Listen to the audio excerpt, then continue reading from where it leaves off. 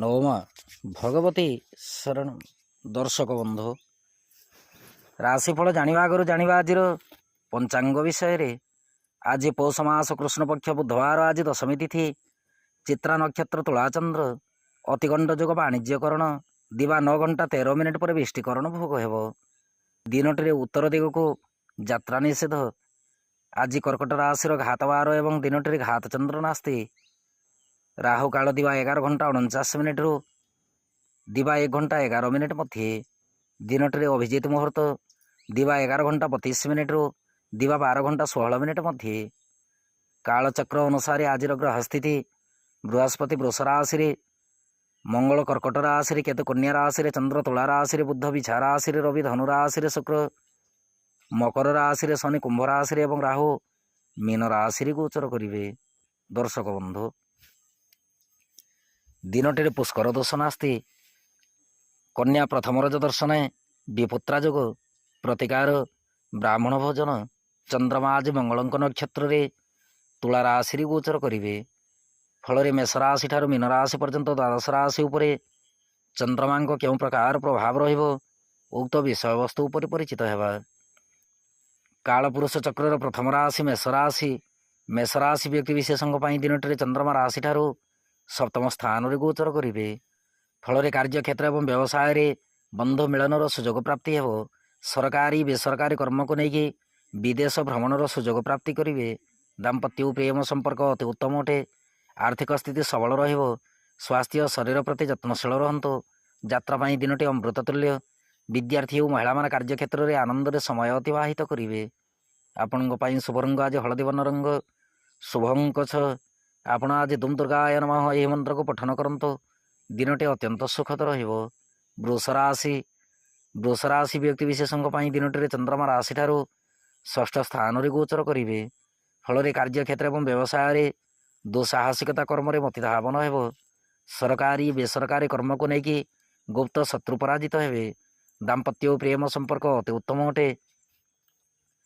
ଆର୍ଥିକ ସ୍ଥିତି ସବଳ ରହିବା ସହିତ ସ୍ୱାସ୍ଥ୍ୟ ଶରୀର ଅତି ଉତ୍ତମ ରହିବ। ଯାତ୍ରା ପାଇଁ ଦିନଟି ଅମୃତ ତୁଲ୍ୟ। ବିଦ୍ୟାର୍ଥୀ ଓ ମହିଳାମାନେ କାର୍ଯ୍ୟକ୍ଷେତ୍ରରେ ଆଶାତୀତ ଫଳପ୍ରାପ୍ତିରେ ବିଳମ୍ବ ଯୋଗ ଲକ୍ଷ୍ୟ କରିବେ। ଆପଣଙ୍କ ପାଇଁ ଶୁଭ ରଙ୍ଗ ଆଜି ଧବଳ ବର୍ଣ୍ଣ ରଙ୍ଗ, ଶୁଭଙ୍କ 2। ଆପଣ ଆଜି ଦେବୀ ମନ୍ଦିରରେ ଘୃତ ଦୀପ ଅର୍ପଣ କରନ୍ତୁ। ଦିନଟି ଅତ୍ୟନ୍ତ ସୁଖଦ ରହିବ। ମିଥୁନ ରାଶି। ମିଥୁନ ରାଶି ବ୍ୟକ୍ତିବିଶେଷଙ୍କ ପାଇଁ ଦିନଟିରେ ଚନ୍ଦ୍ରମା ରାଶି ଠାରୁ ପଞ୍ଚମ ସ୍ଥାନରେ ଗୋଚର କରିବେ। ଫଳରେ କାର୍ଯ୍ୟକ୍ଷେତ୍ର ଏବଂ ବ୍ୟବସାୟରେ ପରଚର୍ଚ୍ଚାରେ ସମୟ ଅତିବାହିତ ହେବ। ସରକାରୀ ବେସରକାରୀ କର୍ମକୁ ନେଇକି ଆଶାତୀତ ଫଳପ୍ରାପ୍ତିରେ ବିଳମ୍ବ ଯୋଗ ପରିଲକ୍ଷିତ ହେବ। ଦାମ୍ପତ୍ୟ ଓ ପ୍ରେମ ସମ୍ପର୍କ ବିଶେଷ ସୁଖଦାୟକ ନୁହେଁ। ସନ୍ତାନ ସନ୍ତତିଙ୍କ କାର୍ଯ୍ୟକଳାପ ଉପରେ କଡ଼ା ନଜର ରଖନ୍ତୁ। ସ୍ୱାସ୍ଥ୍ୟ ଶରୀର ପ୍ରତି ଯତ୍ନଶୀଳ ରହିବା ସହିତ ଯାତ୍ରା ସମୟରେ ସତର୍କତା ଅବଲମ୍ବନ କରନ୍ତୁ। ବିଦ୍ୟାର୍ଥୀ ଓ ମହିଳାମାନେ କାର୍ଯ୍ୟକ୍ଷେତ୍ରରେ ଆଶାତୀତ ଫଳପ୍ରାପ୍ତିରେ ବିରକ୍ତି ଭାବ ପ୍ରକାଶ କରିବେ। ଆପଣଙ୍କ ପାଇଁ ଶୁଭ ରଙ୍ଗ ଆଜି ଘନ ନୀଳ ରଙ୍ଗ, ଶୁଭଙ୍କ 5। ଆପଣ ଆଜି ଅସହାୟ ବ୍ୟକ୍ତିଙ୍କୁ ସାହାଯ୍ୟ ହୁଅନ୍ତୁ। ଦିନଟି ଅତ୍ୟନ୍ତ ସୁଖଦ ରହିବ। କର୍କଟ ରାଶି। କର୍କଟ ରାଶି ବ୍ୟକ୍ତିବିଶେଷଙ୍କ ପାଇଁ ଦିନଟିରେ ଚନ୍ଦ୍ରମା ରାଶି ଠାରୁ ଚତୁର୍ଥ ସ୍ଥାନରେ ଗୋଚର କରିବେ। ଫଳରେ କାର୍ଯ୍ୟକ୍ଷେତ୍ର ଏବଂ ବ୍ୟବସାୟରେ ଗତିରୋଧ ଯୋଗ ସଂଗଠିତ ହେବ। ସରକାରୀ ବେସରକାରୀ କର୍ମକୁ ନେଇକି ମାନ ସମ୍ମାନ ପ୍ରତି ସତର୍କ ରୁହନ୍ତୁ। ଦାମ୍ପତ୍ୟ ଓ ପ୍ରେମ ସମ୍ପର୍କ ମଧ୍ୟମରୁ ଉତ୍ତମ ଅଟେ।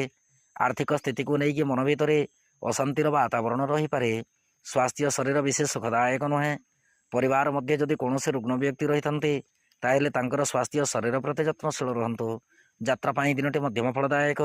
ବିଦ୍ୟାର୍ଥୀ ଓ ମହିଳାମାନେ କାର୍ଯ୍ୟକ୍ଷେତ୍ରରେ ତରତର ନିଷ୍ପତ୍ତି ନେଇକି ସନ୍ତାପିତ ହୋଇପାରନ୍ତି। ଆପଣଙ୍କ ପାଇଁ ଶୁଭ ରଙ୍ଗ ଆଜି ହଳଦୀ ବର୍ଣ୍ଣ ରଙ୍ଗ, ଶୁଭଙ୍କ 3। ଆପଣ ଆଜି ଜଗନ୍ନାଥଙ୍କୁ ତୁଳସୀ ଅର୍ପଣ କରନ୍ତୁ। ଦିନଟି ଅତ୍ୟନ୍ତ ସୁଖଦ ରହିବ। ସିଂହ ରାଶି। ସିଂହ ରାଶି ବ୍ୟକ୍ତିବିଶେଷଙ୍କ ପାଇଁ ଦିନଟିରେ ଚନ୍ଦ୍ରମା ରାଶି ଠାରୁ ତୃତୀୟ ସ୍ଥାନରେ ଗୋଚର କରିବେ। ଫଳରେ କାର୍ଯ୍ୟକ୍ଷେତ୍ର ଏବଂ ବ୍ୟବସାୟରେ ସଦାସର୍ବଦା ଉତ୍ସାହିତ ରହିବେ। ସରକାରୀ ବେସରକାରୀ କର୍ମକୁ ନେଇକି ଉପରିସ୍ଥ କର୍ମଚାରୀଙ୍କ ଠାରୁ ପ୍ରଶଂସା ଲାଭ କରିବେ। ଦାମ୍ପତ୍ୟ ଓ ପ୍ରେମ ସମ୍ପର୍କ ଅତି ଉତ୍ତମ ଅଟେ। ଆର୍ଥିକ ସ୍ଥିତି ସବଳ ରହିବ। ସ୍ୱାସ୍ଥ୍ୟ ଶରୀର ସୁଖଦ ରହିବା ସହିତ ଯାତ୍ରା ସମୟରେ ଅମୃତ ତୁଲ୍ୟ ଫଳ ପ୍ରାପ୍ତି କରିବେ।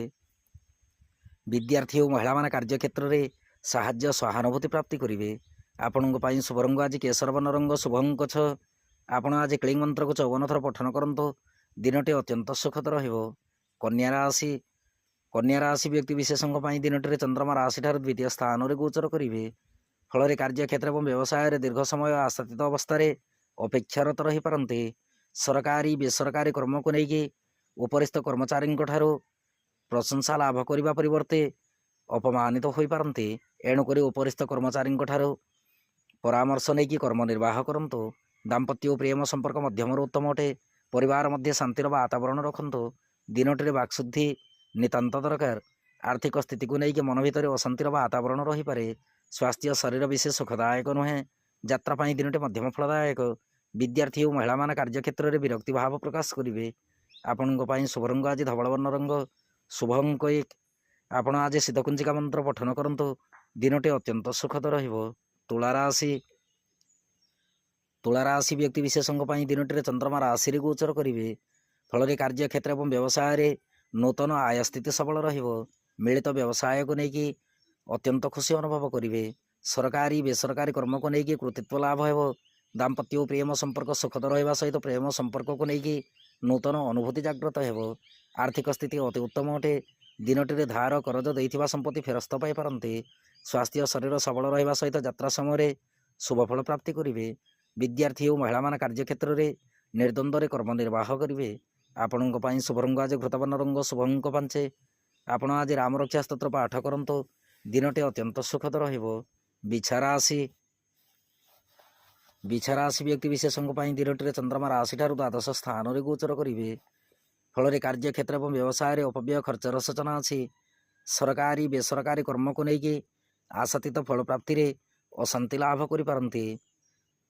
ସରକାରୀ ବେସରକାରୀ କର୍ମକୁ ନେଇକି ଆଶାତୀତ ଫଳ ପ୍ରାପ୍ତିରେ ଅଶାନ୍ତିର ବାତାବରଣ ରହିପାରେ। ଦାମ୍ପତ୍ୟ ଓ ପ୍ରେମ ସମ୍ପର୍କ ଆଦ୍ୟ ଶୁଭଦାୟକ ନୁହେଁ। ଆର୍ଥିକ ଦୃଷ୍ଟିକୋଣରୁ ଦେଖିବାକୁ ଗଲେ ଦିନଟିରେ ଅପବ୍ୟୟ ଖର୍ଚ୍ଚର ସୂଚନା ଅଛି। କୃଷି ଯନ୍ତ୍ରପାତି ଉପରେ କଡ଼ା ନଜର ରଖନ୍ତୁ। ବିଶେଷ କରି ଗୃହପାଳିତ ପଶୁପକ୍ଷୀଙ୍କର କ୍ଷୟକ୍ଷତି ଘଟିପାରେ। ସ୍ୱାସ୍ଥ୍ୟ ଶରୀର ମଧ୍ୟମରୁ ଉତ୍ତମ ଅଟେ। ଯାତ୍ରା ପାଇଁ ଦିନଟି ଆଦ୍ୟ ଶୁଭଦାୟକ ନୁହେଁ।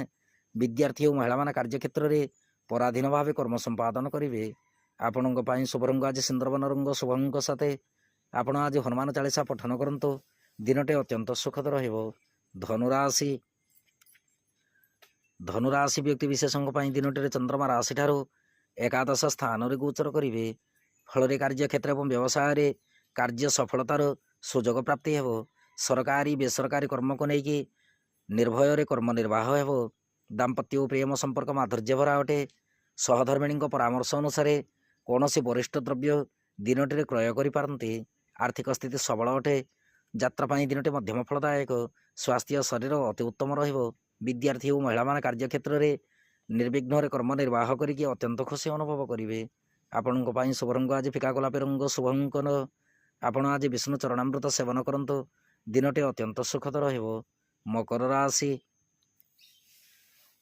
ରାଶି ବ୍ୟକ୍ତି ବିଶେଷଙ୍କ ପାଇଁ ଦିନଟିରେ ଚନ୍ଦ୍ରମା ରାଶିଠାରୁ ଦଶମ ସ୍ଥାନରେ ଗୋଚର କରିବେ।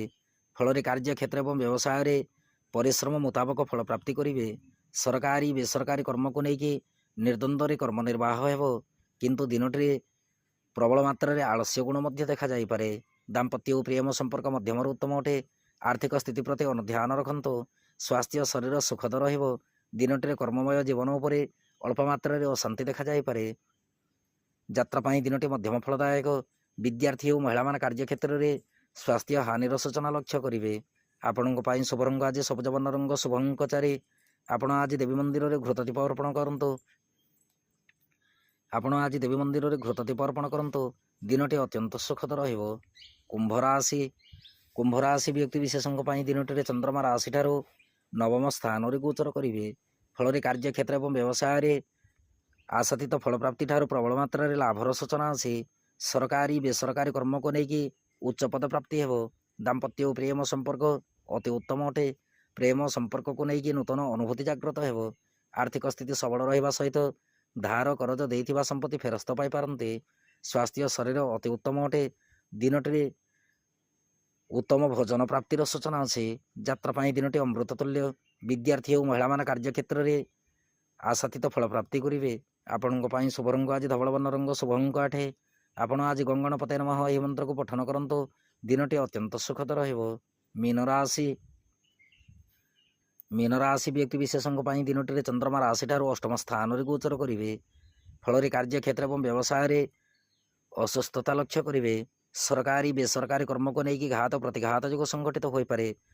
ବିଶେଷ କରି ରାସ୍ତାଘାଟରେ ଯିବା ଆସିବା ସମୟରେ ଚତୁଷ୍ପଥ ଯାନବାହନ ଏବଂ ଚତୁଷ୍ପଥ ଜୀବଜନ୍ତୁ ପ୍ରତି ସତର୍କ ରୁହନ୍ତୁ। ଦାମ୍ପତ୍ୟ ଓ ପ୍ରେମ ସମ୍ପର୍କ ଆଦୌ ଶୁଭଦାୟକ ନୁହେଁ। ଆର୍ଥିକ ଦୃଷ୍ଟିକୋଣରୁ ଦେଖିବାକୁ ଗଲେ ଆର୍ଥିକ ସ୍ଥିତିକୁ ନେଇକି ବାଦ ବିବାଦ ଉତ୍ପନ୍ନ ହେବ। ସ୍ୱାସ୍ଥ୍ୟ ଶରୀର ପ୍ରତି ଧ୍ୟାନ ଦେବା ସହିତ ଦିନଚର୍ଯ୍ୟା ଏବଂ ପାରିବାରିକ ପରିବେଶ ପ୍ରତି ଧ୍ୟାନ ରଖନ୍ତୁ। ଯାତ୍ରା ପାଇଁ ଦିନଟି ମଧ୍ୟମ ଫଳଦାୟକ। ବିଦ୍ୟାର୍ଥୀ ଓ ମହିଳାମାନେ କାର୍ଯ୍ୟକ୍ଷେତ୍ରରେ ସନ୍ତାପିତ ହେବାର ସୂଚନାରୁ ଜଣାଯାଏ। ଆପଣଙ୍କ ପାଇଁ ଶୁଭ ରଙ୍ଗ ଆଜି ଘୃତବର୍ଣ୍ଣ ରଙ୍ଗ, ଶୁଭ ଅଙ୍କ 2। ଆପଣ ଆଜି ବିଷ୍ଣୁ ଚରଣାମୃତ ସେବନ କରନ୍ତୁ। ଦିନଟି ଅତ୍ୟନ୍ତ ସୁଖଦ ରହିବ।